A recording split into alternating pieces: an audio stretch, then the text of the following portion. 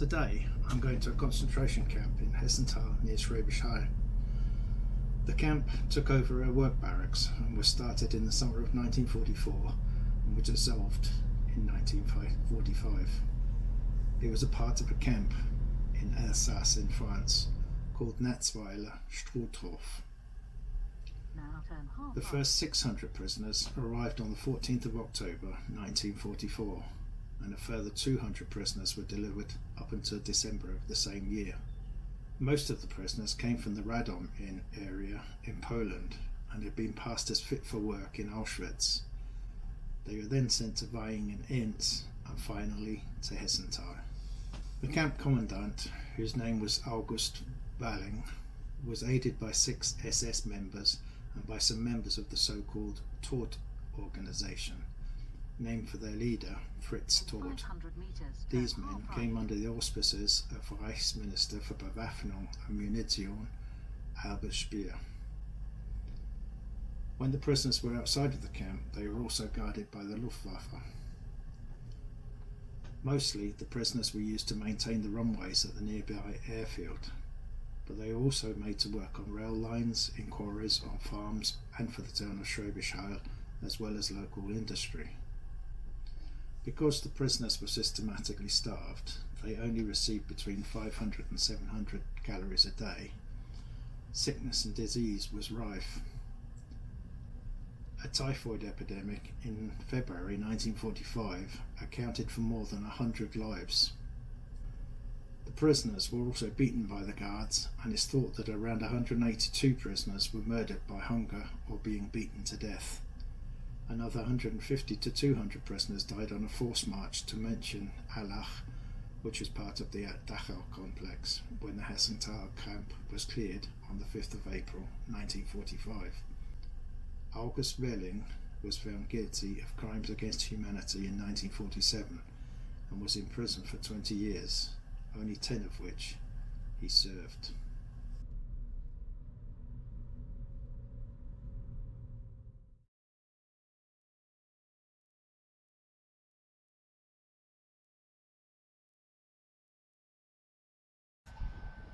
So here we are in Hessental. This was an Außenlager, and I don't really know how to translate that, for a main camp in Strohtorf in Alsace, which is around about, on a good day I would think it's around about 5 or 6 hours at least on the train. You can see that we're actually right next to the train station here in Hessental, and what they did in Hamburg was that they had a separate train station just to transport Jews from Hamburg. I'm suspecting this might be something very similar because we're only a couple of kilometers from Schwäbisch Hall. So they might have used this one for not only to transport Jews, but also they've taken over a barrack which was in place here up until 1944 and built a concentration camp here.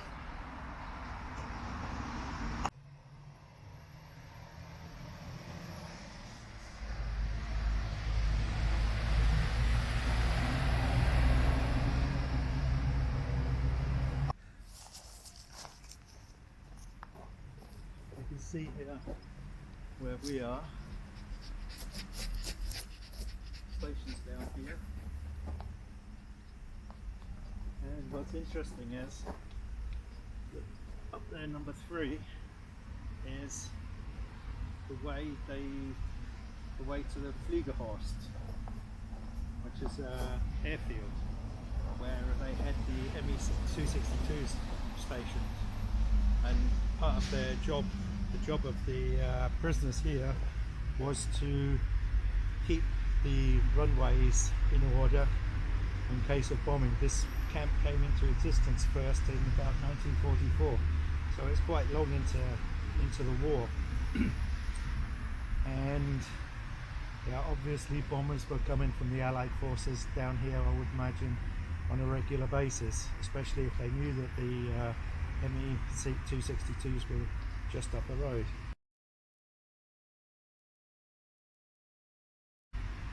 Another thing that the prisoners here would have done would have cleared up any bombing or anything that happened here, anything that the town wanted, which was very typical. So when the inhabitants of the town say, well, we didn't know anything about this, that can't be true, because they must have seen them every day. People would have driven past here every day. There's a main road outside, goes into a Schwäbisch Hall just outside here. So people would have driven past here every day. They would have driven on the trains every day.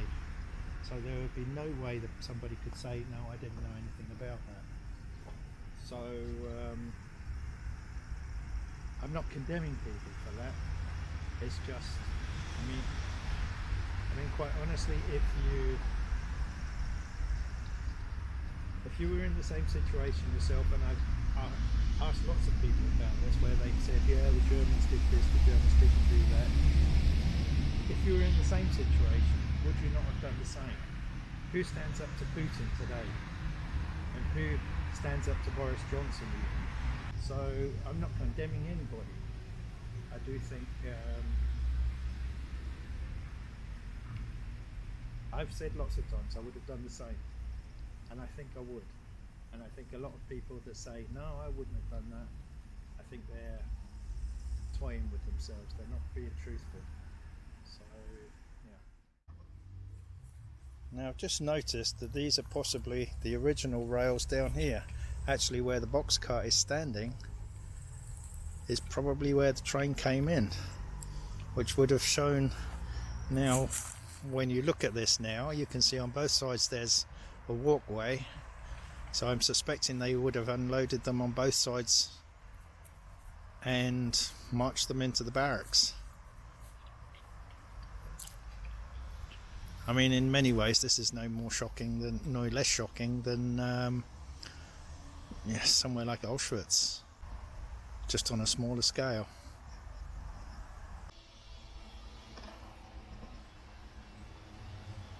So if the story is the same here as everywhere else, that when they arrived here the doors would have been flung open, they would have all been jumping out onto actually where we're standing here now, I suppose. They would have then gone through muster and put into their barracks. A lot of people died on the train on the way here, and it took several days actually for them to get here, for what is in the end only a direct train would get here probably within about 6 or 8 hours. I'm going to assume that these people that are posted here are people that have died here. Most of the people that came here were Polish,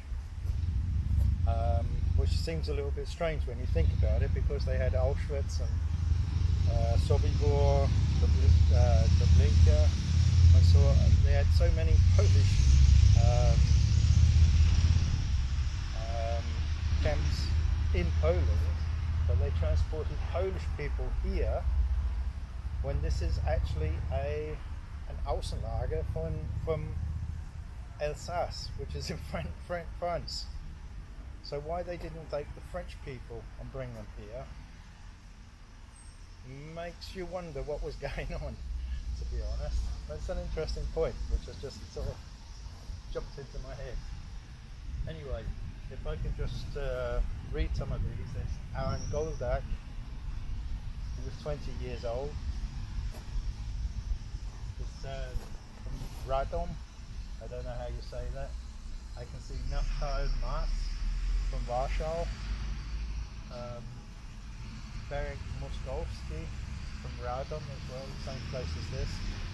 There's, I don't know how many people are here, but people were the same as all the other camps. They were starved, made to work, lived in horrible conditions that are very, very difficult to imagine. But when you visit somewhere like Dachau, or I've not been to Auschwitz, but Mauthausen, and you see the conditions that people had to sleep in, switched into the bunks, top and tail. Of course, the people that were underneath had the worst place, because things like diarrhea were rife. People wouldn't have got up to go to the toilet necessarily, so they would have just done their business in the bunk where they were lying at night. Obviously then that all dripped down through the layers down to the bottom layer. How people could have lived, how people can even think that that's a way to treat other people, makes me wonder every time I come to these places. So yeah, I mean, the sheer inhumanity of these places, whether it's a small place like this, and I don't know how big this place is, but you can stand at the end, where pretty much at the end you can see the beginning. So there's not really a great deal here, there's not a great deal of space here.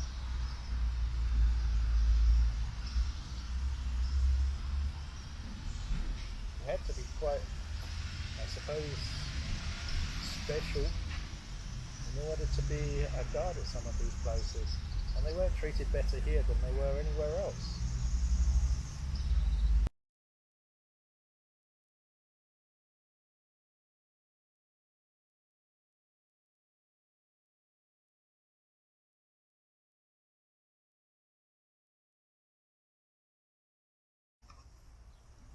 Nie wieder Faschismus.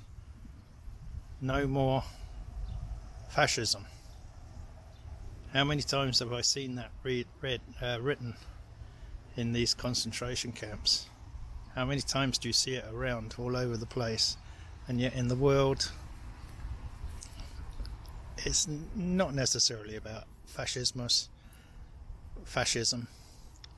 It's about treatment of people, or more to the point, the bad treatment of people. Nie wieder Faschismus. And how many people get out of these trains,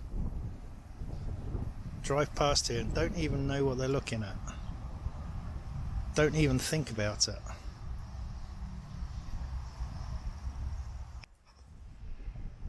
So interestingly enough, I just read that where the pillars are here was actually the mustering square, where people come out in all weathers to be counted, or punishments would be delivered, or they were just brought out just for the sheer hell of it. The names on the plaques are up to about 700 people that they've identified that were here, though they know there was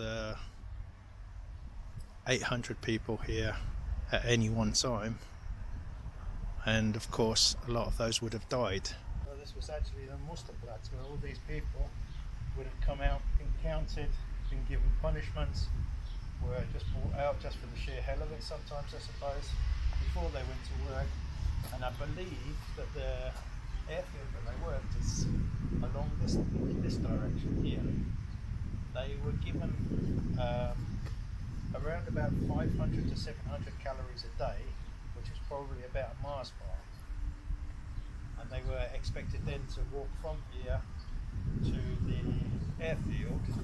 Some of the people in the town actually did lay food down on the route for them to pick up, but I suspect that on its own was a very dangerous thing to do, to stop and bend down and pick a potato up or an apple or whatever.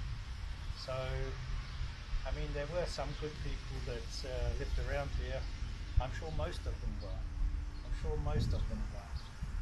But I know from my own experience of where I live that most of the town would come out for the 1st of May for their mad processions and stand in the streets with their fascist salutes, admiring the swastika flags and so on. It's mad. In the small town that I live in now, it is mad.